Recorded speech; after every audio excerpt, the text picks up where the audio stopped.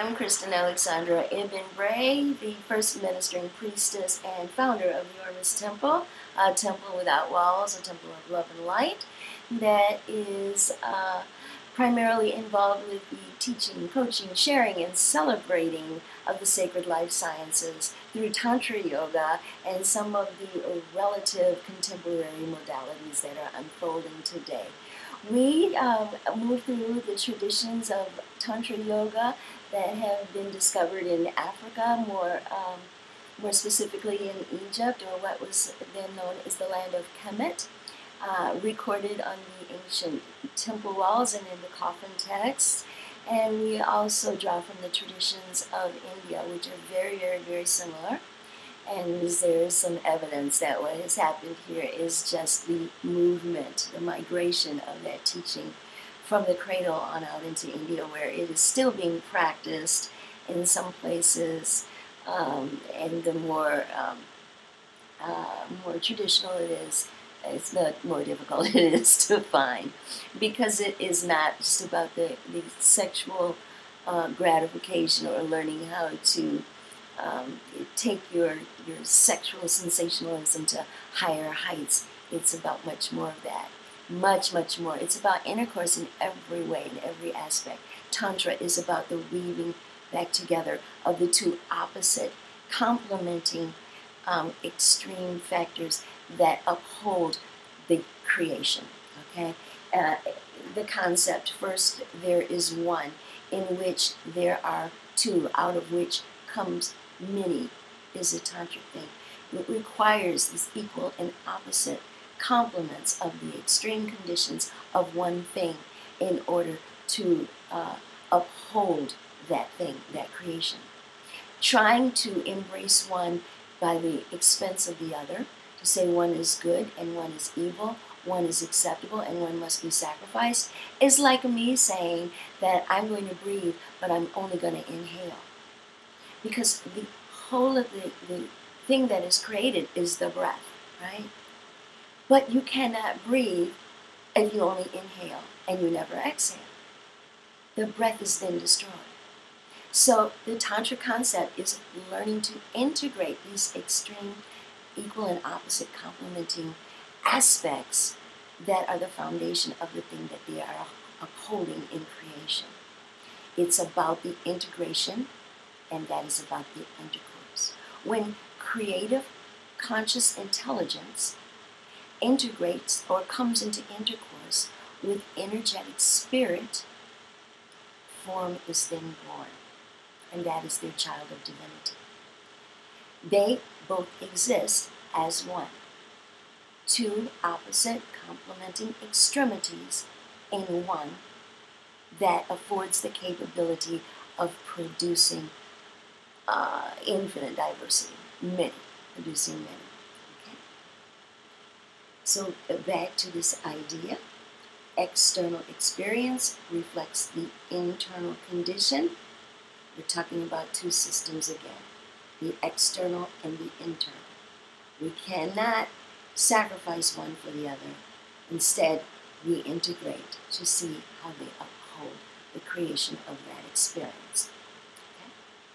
So, you go to the mirror, you have a smudge on your face, and you want to get the smudge off of your face, you take a little piece of paper and you furiously clean the mirror. You spray it and you clean it, and the mirror gets cleaner and the smudge becomes even more prominent. Not until you discover that you need to go within.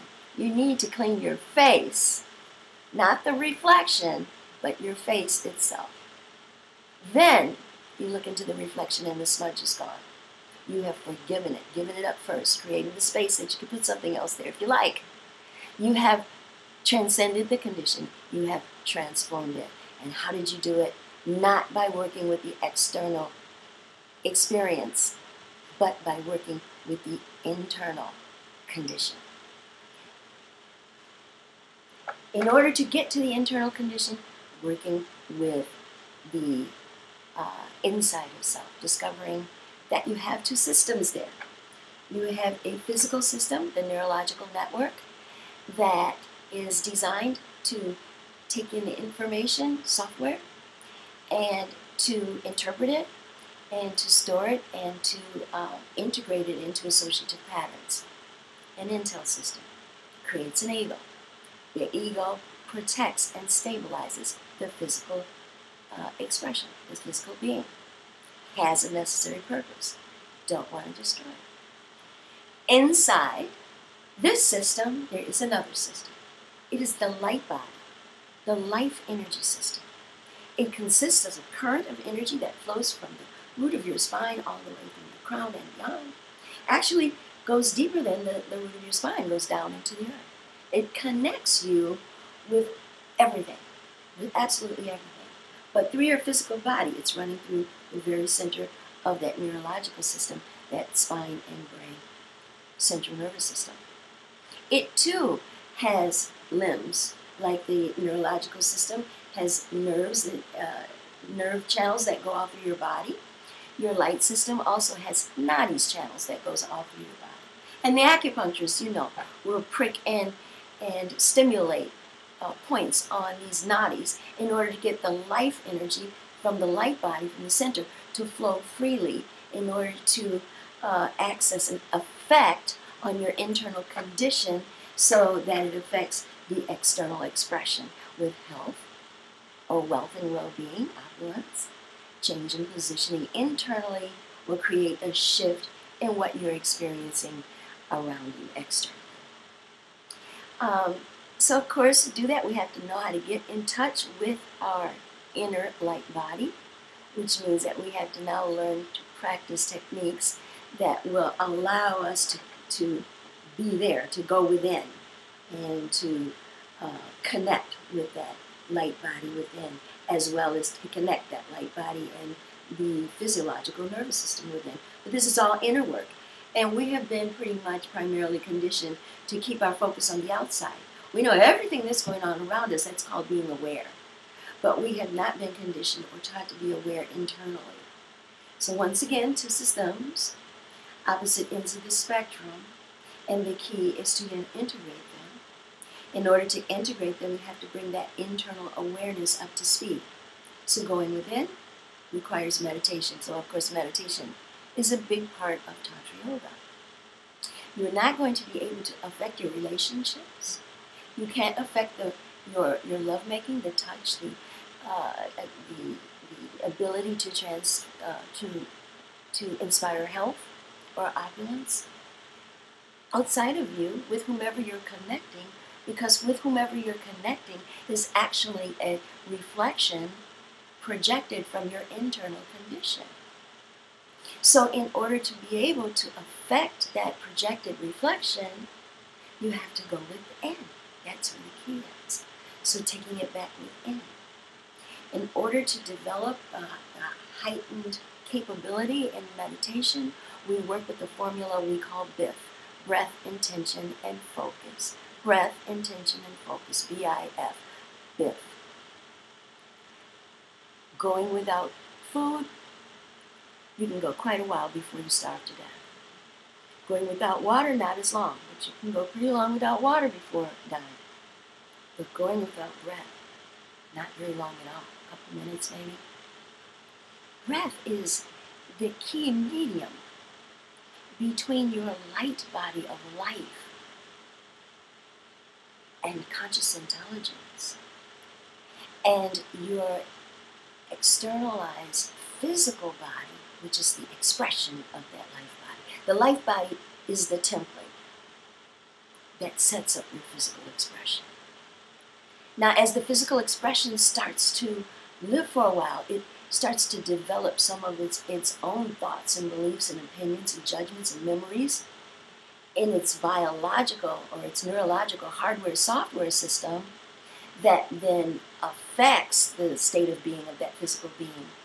But the true quality to let go of some of that information, to transcend it and transform it, comes from the very center of your being, from your light body.